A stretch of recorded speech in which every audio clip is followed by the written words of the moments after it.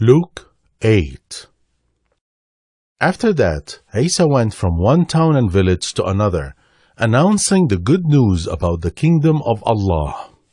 His 12 emissaries were with him, and also some women he had cured of evil spirits and diseases.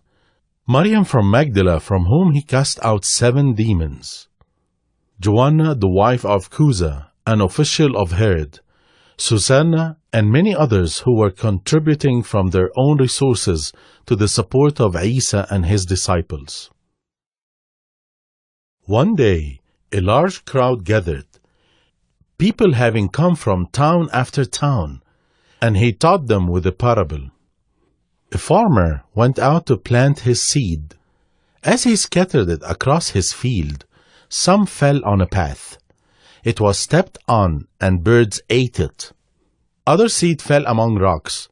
It started to grow, but lacking moisture, it dried up.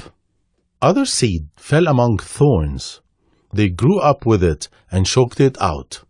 And other seed fell on rich soil. It grew and produced a crop 100 times as great. He concluded by saying loudly, "Whoever has ears should use them to listen." Isa's disciples asked him what the parable meant, and he replied, "You've been given access to the secrets of the kingdom of Allah. But others get parables so, they look but don't see, they hear but don't understand." Here's what the parable means. The seed is Allah's word. The seeds on the path are those who hear the message. But then Iblis comes along and snatches it from their hearts, so they won't believe and be saved. The seeds on rocky soil are those who hear the message and joyfully accept it. But since they don't have deep roots, they believe for only a while, and when difficulty arises, they fall away. The seeds that fell among thorns are those who hear the message. But earthly concerns, wealth, and pleasures arise to choke the plants, and they don't mature. Finally, the seeds on the rich soil are those who, with a good and sincere heart, hear the message, embrace it, and patiently produce a harvest. No one lights a lamp only to cover it with a bowl or stash it under a bed. We put it up on a stand to light the way for those inside. Everything hidden will eventually be evident. Everything concealed will be brought to light and made known. So pay attention to how you listen. Those who hold to truth will be given more. But those who don't, even what they think they possess, will be taken away. After that, Isa's mother and brothers came to see him, but they couldn't get to him because of the crowd. People told Isa, "Your mother and brothers are standing outside and want to see you."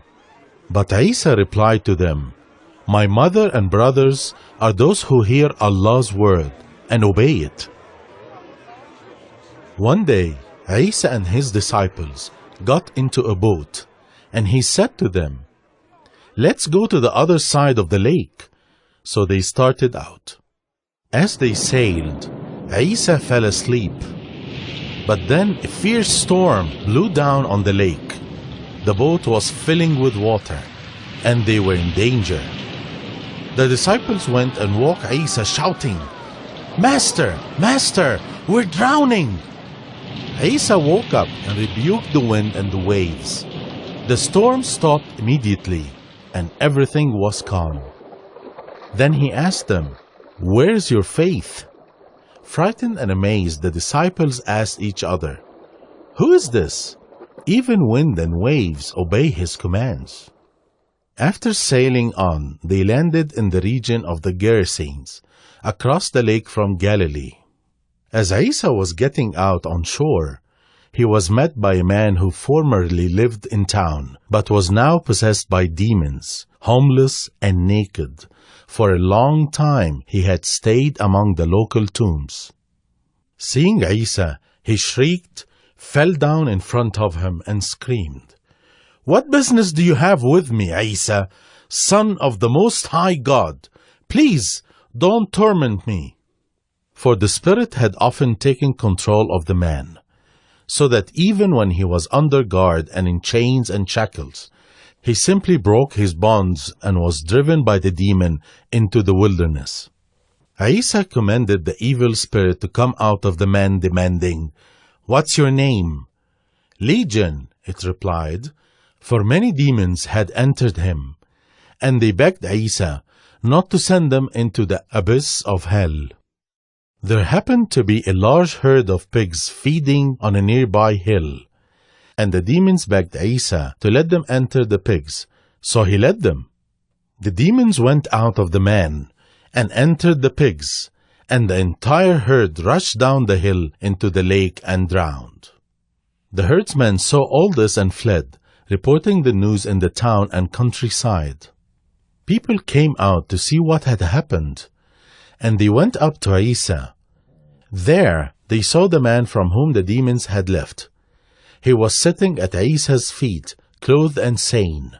They became frightened.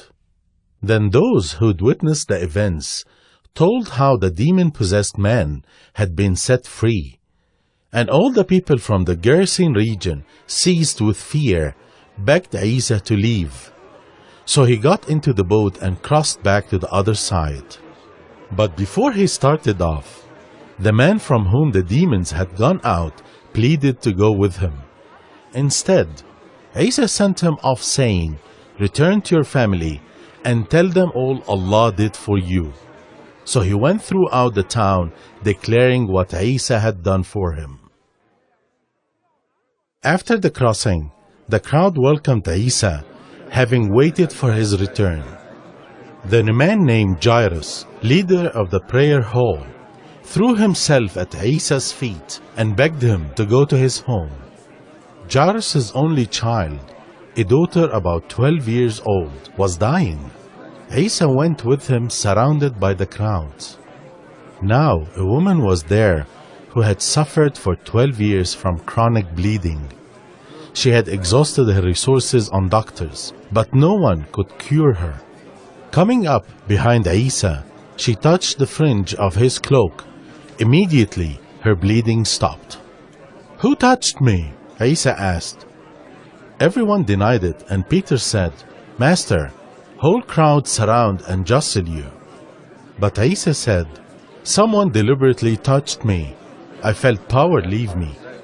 The woman realized she couldn't go unnoticed, so she went and fell to her knees, trembling in front of Isa.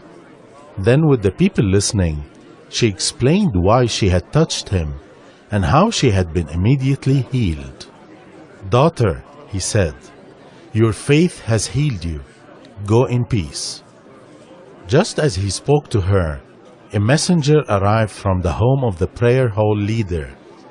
The man told Jairus, "Your daughter has died, so you needn't trouble the teacher any further." But when Isa heard what happened, he told Jairus, "Don't be afraid.